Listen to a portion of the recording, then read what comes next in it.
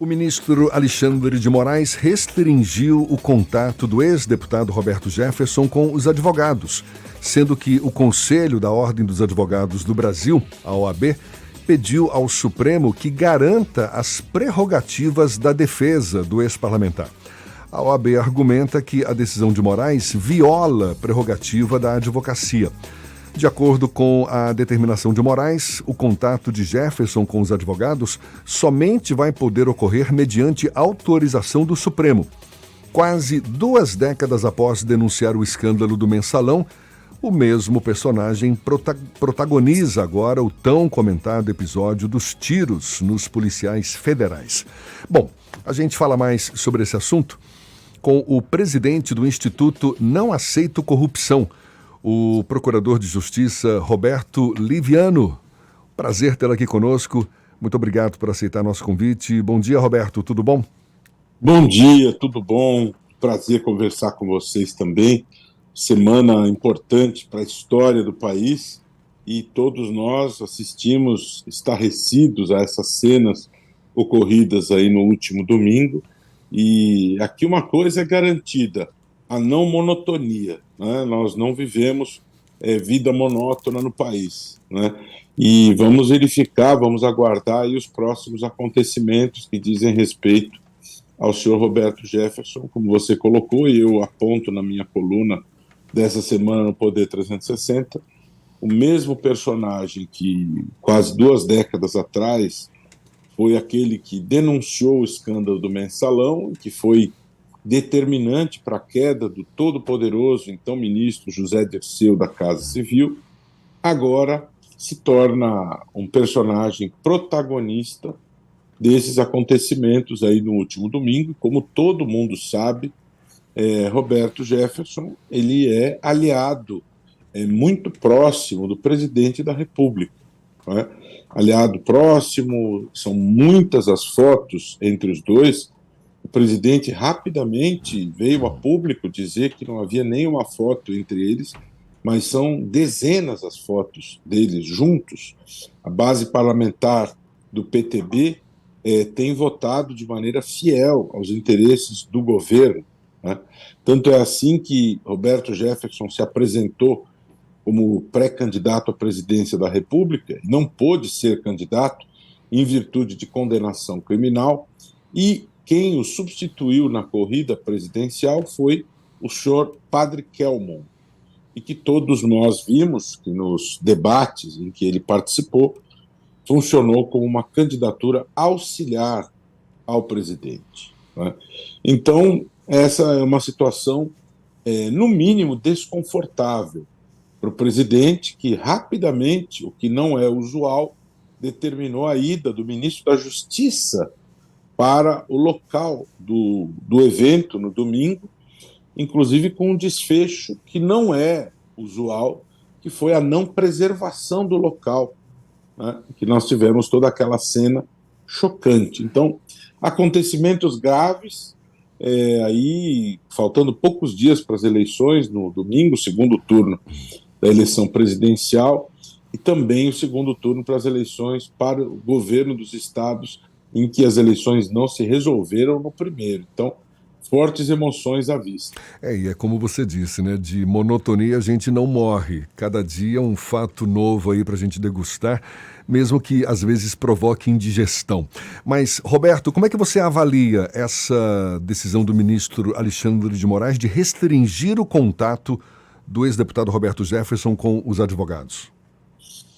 Olha, eu não tive acesso a essa decisão, não li a decisão, e é difícil você comentar algo que você não conhece, mas o que me parece que deva ser ponderado, logicamente que o Conselho Federal da OAB tem que cumprir o seu papel, e toda pessoa acusada, ela tem direito assegurado à ampla defesa, qualquer que seja o delito cometido. O direito à ampla defesa é um direito constitucional. Se você não tem assegurado a ampla defesa, existe um risco grave, um risco sério de invalidade de quaisquer atos, né?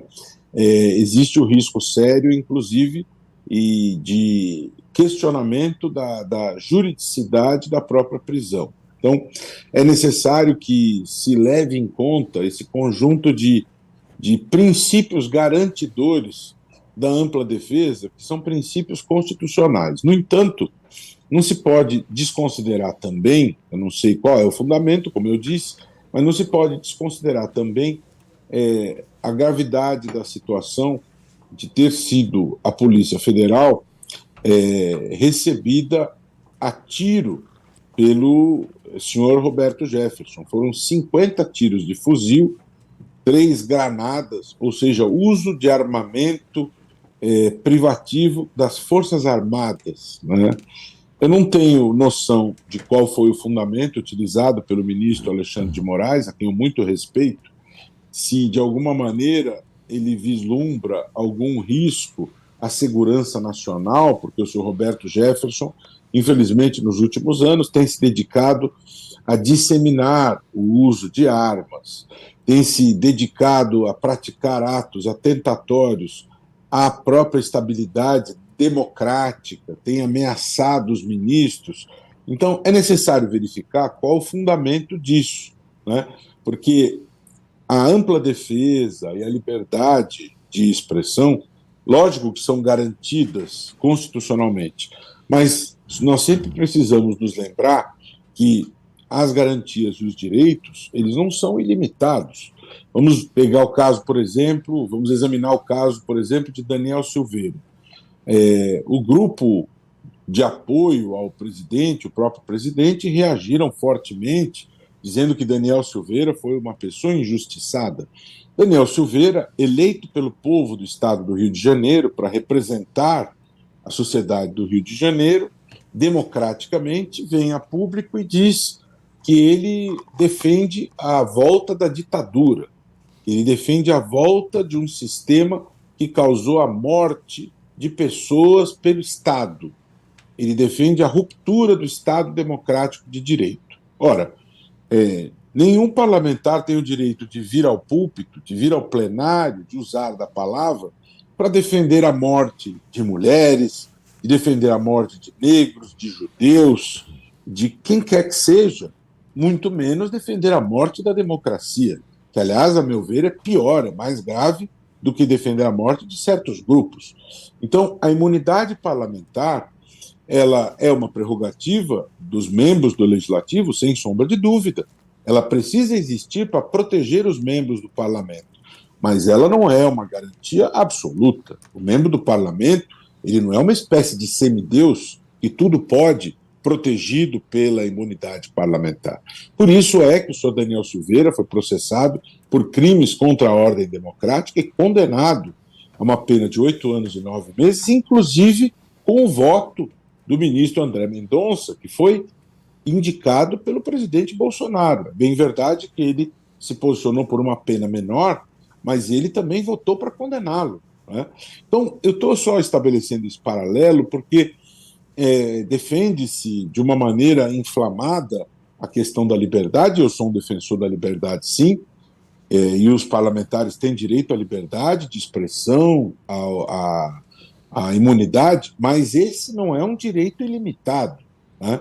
Então, o acesso ao advogado, à ampla defesa, é protegido pela Constituição, sim, mas nenhum direito ele é ilimitado. Então, é necessário verificar os fundamentos dessa restrição que foi estabelecida pelo ministro Alexandre de Moraes. Eu não tive acesso a essa decisão, não li, né?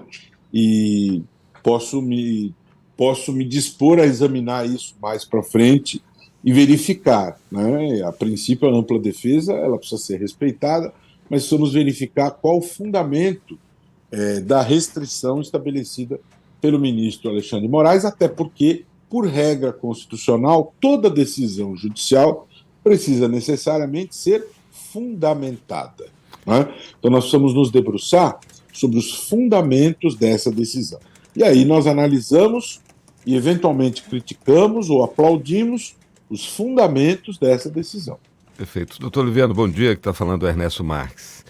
Tudo bom, Ernesto? Sobre essa ideia de que nenhum direito é absoluto, e mesmo a liberdade de expressão ou a própria imunidade parlamentar, ela A imunidade parlamentar, por exemplo, ela submete ao decoro parlamentar, né? O cidadão não pode, porque eleito, dizer qualquer coisa e não ser responsabilizado pelo que diz. Isso. Mas eu queria lhe perguntar, doutor Liviano, se nós não temos visto nos últimos anos uma conduta muito leniente das autoridades, principalmente do sistema judiciário, com esse tipo de conduta. Quando não, representantes do próprio judiciário protagonizaram ou defenderam remédios jurídicos, como os operadores do direito gostam de falar, né? Por exemplo, o ex-presidente do Tribunal Regional Federal da 4ª Região, se não me engano, Thompson Flores, por ocasião do julgamento do recurso, já a primeira condenação do então juiz Sérgio Moro contra o ex-presidente Lula, ele disse: situações excepcionais exigem medidas excepcionais. Esse raciocínio agora está sendo utilizado para defender superpoderes para o ministro Alexandre de Moraes na sua cruzada bem intencionada, diga-se necessária, inclusive, de combate à difusão de desinformação, de mentiras ou fake news, como quer que chama. Mas o senhor não acha que a gente está, para corrigir uma situação, assumindo um risco muito grande de, por exemplo, autorizar uma autoridade judiciária, ainda que com boas intenções, a censurar meios de comunicação? É uma muito boa a sua pergunta, Ernesto. Muito boa, importante e um debate necessário, né? Que nós temos um volume assombroso de fake news, isso é um dado incontroverso, né? Infelizmente, essas eleições elas trouxeram uma série de situações muito graves para o país, especialmente um volume inédito, complexo, gigantesco de fake news. Algumas situações que não são propriamente novas, crimes no primeiro turno, prática de crime de boca de urna, houve apreensão de milhões em moeda corrente para a prática da compra de votos, né, prisões em flagrante. Infelizmente, o crime de compra de voto no Brasil é uma realidade ainda viva, muito presente, muito verdadeira, né? Mas as fake news, a difusão da informação falsa, visando enganar, iludir o eleitor, e isso desequilibra uma eleição, porque forma uma percepção equivocada da realidade, tem sido praticada num nível superlativo inimaginável. E aí o que nós temos, Ernesto? Nós temos um vácuo legal, nós temos um vácuo, digamos assim, regulatório em relação a este tema. O TSE, como você enfatizou, e a meu ver também, é munido das melhores intenções, houve um debate a respeito disso no plenário da Corte, tinha que lidar com esta situação e procurou enfrentar isso para agir em defesa da democracia, né? E a partir desse problema, aprovou-se uma resolução que autoriza o tribunal a retirar das redes sociais publicações com conteúdo inverdadeiro que possam enganar o eleitor e disseminar desinformação, né? Eu concordo com você no sentido de que nós não podemos ter hipertrofia dos poderes. Não é saudável que nós tenhamos um Tribunal Superior Eleitoral com poderes inflados e que esteja numa posição desequilibrada em relação a outros poderes, ainda que isso esteja valendo durante o período das eleições. Eu não concordo com situações que flertem com a censura, porque a liberdade de expressão é um direito fundamental caríssimo a todos nós, e quando houve cerceamento durante a ditadura militar, todos nós brasileiros pagamos um preço altíssimo, e ninguém quer reviver a censura, não é? A meu ver, o melhor caminho que precisa ser trilhado em relação a esse tema, passadas as eleições, que vão acontecer aí dentro de 4 dias, hoje já é quarta-feira, nós precisamos, de maneira madura, adulta, serena e equilibrada, precisamos promover um debate, incluindo todos os atores relacionados a este tema. Precisamos envolver a magistratura, precisamos envolver o Ministério Público, precisamos envolver a academia, o mundo acadêmico, precisamos envolver a advocacia né? Precisamos envolver todo o segmento relacionado à disputa política, às eleições. Precisamos encontrar um regramento equilibrado, justo, sadio, ouvindo a sociedade civil, para que nós tenhamos uma maneira civilizada, apropriada, cidadã, respeitosa à liberdade de expressão e respeitosa também ao direito do cidadão de não ser invadido por fake news. Então, nós precisamos encontrar esta fórmula. Houve uma tentativa da presidência do TSE de estabelecer um pacto entre as campanhas, no sentido de se absterem da emissão dessas informações, mas, pela informação que eu tenho, não foi frutífero, né? Então, não adianta chorar sobre leite derramado.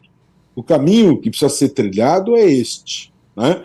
Construir-se este diálogo envolvendo todas as partes envolvidas de maneira serena, de maneira equilibrada, dando voz e vez para todos trazerem a sua opinião e construir uma regra em que prevaleça o interesse público em relação à contenção das fake news, sem hipertrofia do Tribunal Superior Eleitoral e sem desproteção ao cidadão desavisado.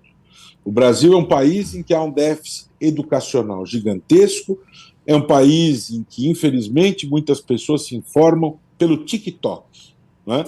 Então, essa ingenuidade, essa desinformação podem levar a efeitos nefastos, perversos nas eleições. E nós não queremos isso, porque as escolhas feitas nas eleições vão repercutir ao longo de 4 anos, vão repercutir na gestão da política pública da saúde, da educação, do saneamento básico que falta para metade da população, vão repercutir para uma série de questões ambientais. O Brasil postula ingressar na OCDE e, sem fazer a lição de casa na preservação do meio ambiente, no combate à corrupção, o Brasil não será aceito na OCDE. Então é necessário ter cuidado ao lidar com esses temas para que nós não nos arrependamos nos próximos 4 anos, né? Porque tudo isso impacta para a sociedade brasileira como um todo, num país em que tem que lidar com a grande chaga da desigualdade social, que é o nosso grande drama, o nosso grande problema. Roberto Liviano, procurador de Justiça, também presidente do Instituto Não Aceito Corrupção, muito obrigado pela sua disponibilidade, pela atenção dada aos nossos ouvintes. Bom dia e até uma próxima, então. É sempre um prazer conversar com vocês, tenho muito carinho pelo povo da Bahia, prazer dar essa entrevista para o Isto é Bahia, e até a próxima. Convido quem está nos ouvindo, nos acompanhando, a me seguir no Instagram, no Roberto Livianu Oficial, e também o Instituto no perfil Não Aceito Corrupção. Forte abraço e até a próxima. E essa conversa também vai estar disponível logo mais na íntegra nos nossos canais no YouTube, Spotify, iTunes, Deezer e Instagram. Agora, 8h44 na Tarde FM.